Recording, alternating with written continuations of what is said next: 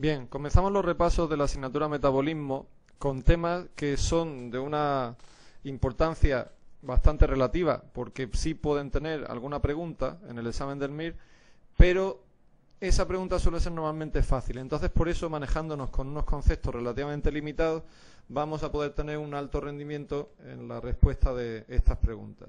Empezamos con el capítulo de la hemocromatosis. Hemocromatosis, que puede ser una pregunta tipo caso clínico, es lo más habitual porque es un síndrome en el que se combinan manifestaciones clínicas de 6 órganos en conjunto y pueden ponernos algún caso clínico a lo mejor con 3 de esas manifestaciones. Sabiendo reconocerla clínicamente, lo demás es muy sencillo.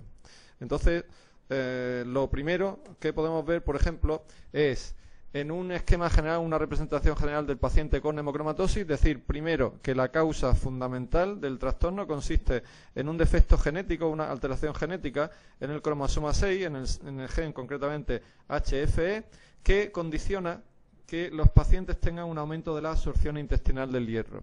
¿Eso qué hace? Pues como es lógico que si el hierro de la dieta nosotros tenemos un límite normalmente para absorberlo y eso hace que nuestra cantidad de hierro total en el cuerpo sea X, las personas que tienen hemocromatosis tienen hasta 4 o 5 veces más de depósitos de hierro. Lo que se traduce en un aumento de la ferritina, que es uno de sus datos principales, junto con otros parámetros que indican esa sobrecarga de hierro, que son los que vamos a usar luego como primeros marcadores diagnósticos. Bien, esto condiciona clínicamente 6 manifestaciones clínicas, como ya dije antes. Una de las principales, porque es una de las causas principales de muerte, es la hepatopatía, la afectación hepática que se debe al depósito de hierro que condiciona una hepatitis crónica con una posible cirrosis y con el desarrollo de hepatocarcinoma. Es altamente preneoplásica y por lo tanto es una de las preocupaciones principales que tenemos en este paciente.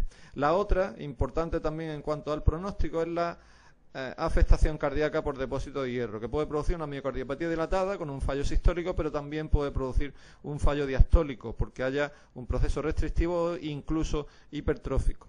Otra manifestación clínica que es también importante se debe a la afectación pancreática y es la diabetes mellitus. Por lo tanto, cuando combinemos un paciente que tiene clínica o que tiene laboratorio de afectación hepática con elevación de las transaminasas con una hiperglucemia correspondiente a una diabetes mellitus, la sospecha de hemocromatosis debe estar ahí presente. Las otras 3 manifestaciones se deben a la hiperpigmentación por el depósito de hierro también, que es una hiperpigmentación con un color más bien grisáceo, una artropatía, y esa artropatía se debe al depósito de hierro, pero también puede ser por pirofosfato cálcico, condicionando un cuadro de pseudogota, una condrocalcinosis, que por ejemplo puede dar un ataque agudo de rodilla, y el hipogonadismo, que se debe a una alteración hipotálamo-hipofisaria, o sea que es un hipogonadismo hipogonadotrópico, como vemos ahí por los depósitos de hierro a nivel alto. Estas son las manifestaciones clínicas fundamentales. El diagnóstico se basa en el laboratorio, como hemos dicho antes, y una vez que el laboratorio nos confirme que el paciente puede tener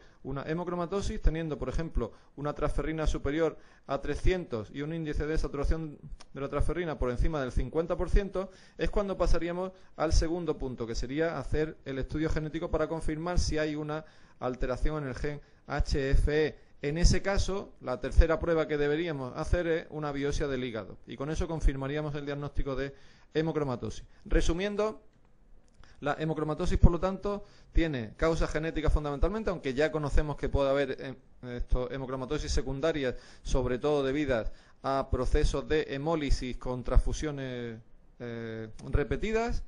El cuadro clínico, depósito de hierro con las 6 manifestaciones clínicas, con hepatopatía, con miocardiopatía, con diabetes mellitus, con hiperpigmentación, con hipogonadismo central y con artritis que puede ser por pseudogota. El diagnóstico que se basa primero en el cribado con la transferrina, con el índice de saturación de la transferrina y con la ferritina, aquí tendría que poner ferritina realmente. Si la ferritina es más de 1000, entonces aunque el paciente esté asintomático sería necesario tratarlo, en caso de que no y que no tenga ningún síntoma no, y la biopsia también estaría indicada si el paciente tiene transaminasa alta, si tiene clínica o si tiene una ferritina de más de 1000. El examen genético de los familiares se suele empezar a partir de los 18 años. Normalmente para ver si hay también afectación.